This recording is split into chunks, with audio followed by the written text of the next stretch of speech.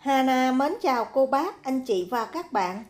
Đây là cách làm bánh mochi mà Hana cảm thấy rất là ngon, vừa mềm vừa dẻo, bằng những nguyên liệu đơn giản dễ tìm.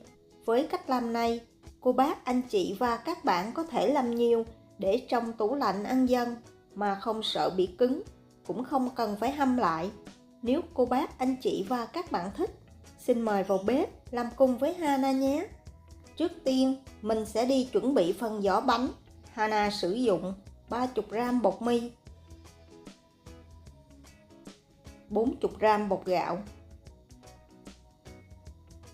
và 80g bột nếp.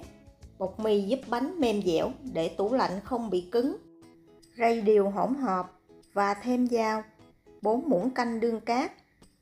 Bột mì cô bác, anh chị và các bạn sử dụng bột mì đa dụng hoặc là bột mì số 8. Đừng có sử dụng bột mì làm bánh mì, bánh sẽ không mềm bằng. Sau đó tiếp tục thêm vào 3 muỗng canh sữa đặc có đường, 4 muỗng canh dầu ăn,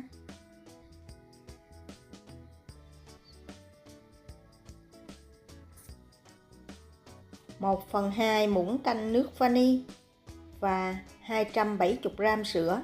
Mình sẽ khuấy đều hỗn hợp bột lên.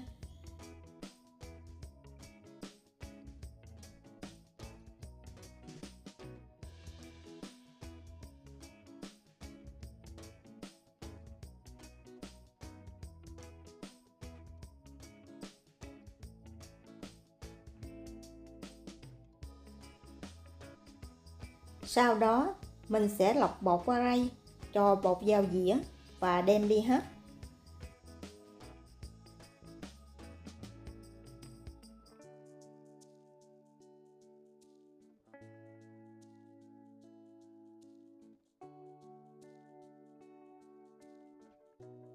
Để tránh nước nhiễu vào mặt bột, cô bác, anh chị và các bạn lấy một cái giấy bạc và bọc lên mặt bột. Nếu không có giấy bạc, cô bác, anh chị và các bạn có thể lấy một cái dĩa khác ụp lên. Bây giờ nước đã sôi, mình sẽ cho bột vào hấp 30 phút ở lửa lớn.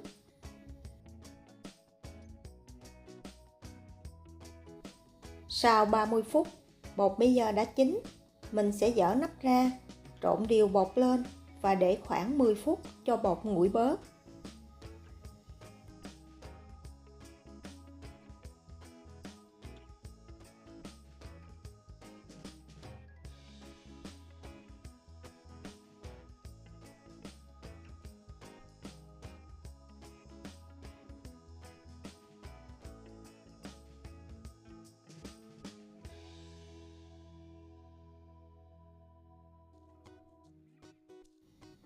Sau 10 phút, bột bây giờ nguội bớt. Mình sẽ cho bột vào một cái túi nhựa và nhồi cho bột thành một khối thật là dẻo mịn.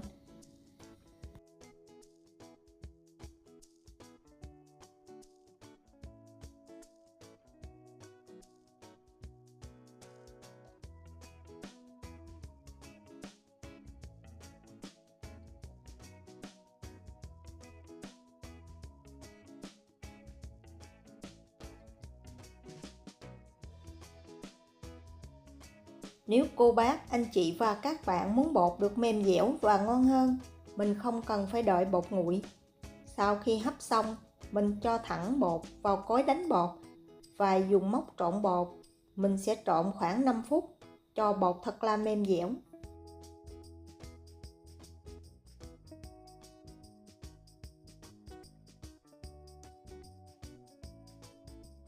Sau khi nhồi bột xong, mình sẽ bọc kín khối bột lại và cho vào tủ lạnh ít nhất là 2 tiếng để cho bột sét lại, giúp việc tạo hình được dễ dàng hơn.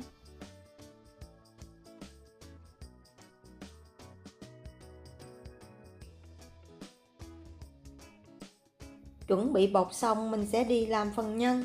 Hana sử dụng 3 lòng đỏ trứng gà, 70g đường cát,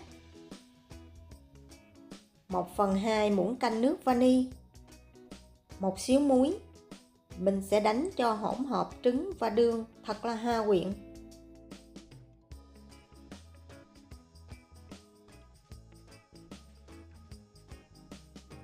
Sau đó thêm vào 150g sữa tươi không đường, 75g kem sữa.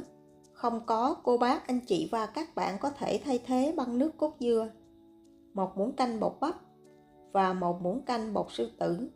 Bột sư tử giúp cho bánh được thơm ngon hơn. Không có bột sư tử, cô bác, anh chị và các bạn có thể thay thế bằng nửa muỗng canh bột bắp.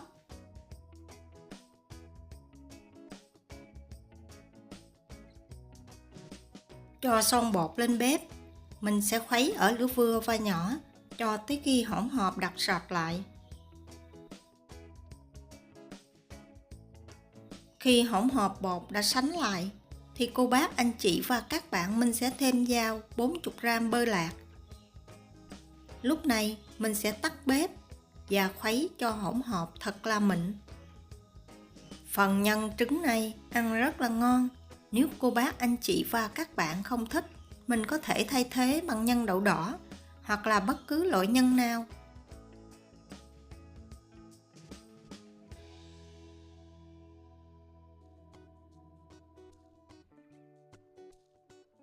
Nhân sau khi khuấy xong rất là mịn và mượt. Mình sẽ để khoảng 5 phút cho nhân nguội bớt. Sau đó cho nhân vào một cái túi bắt kem. Bọc kín lại để cho nhân nguội hẳn và cho vào tủ lạnh ít nhất khoảng 30 phút trước khi dùng.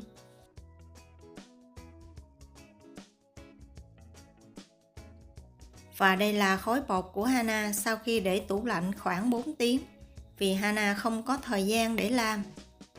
Trước khi tạo hình, cô bác, anh chị và các bạn nhớ nhồi sơ bột lại. Bột sau khi để tủ lạnh vẫn rất là mềm dẻo. Nếu cô bác, anh chị và các bạn không có thời gian, mình có thể làm sẵn bột để trong tủ lạnh, qua ngày hôm sau mình bọc nhân. Lăn dài khối bột ra, mình sẽ chia bột 12 cái, hoặc là lớn nhỏ, tùy theo cô bác, anh chị và các bạn. Để chống dính cho bánh, Hana sử dụng bột nếp rang chín. Cô bác, anh chị và các bạn cũng có thể sử dụng bột gạo.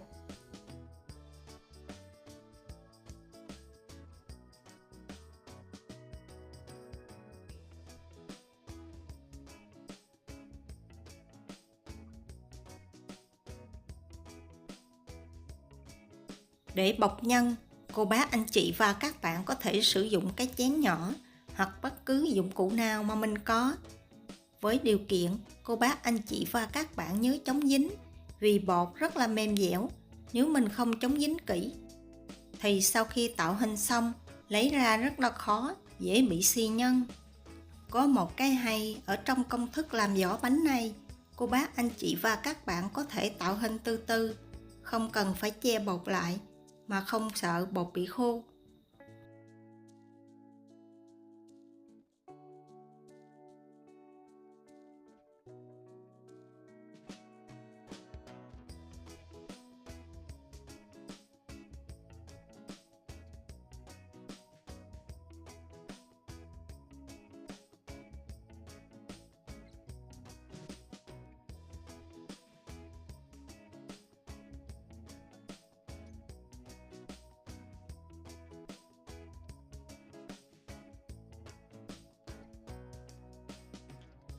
Và đây là bánh của Hana sau khi tạo hình xong. Bánh rất là căng bóng và mịn mượt. Sau khi tạo hình xong, cô bác, anh chị và các bạn nhớ chống dính cho bánh một lần nữa. Bánh sau khi tạo hình xong, cô bác, anh chị và các bạn mình cho vào hộp đậy kín lại và để vào tủ lạnh ít nhất khoảng 30 phút trước khi lấy ra dùng.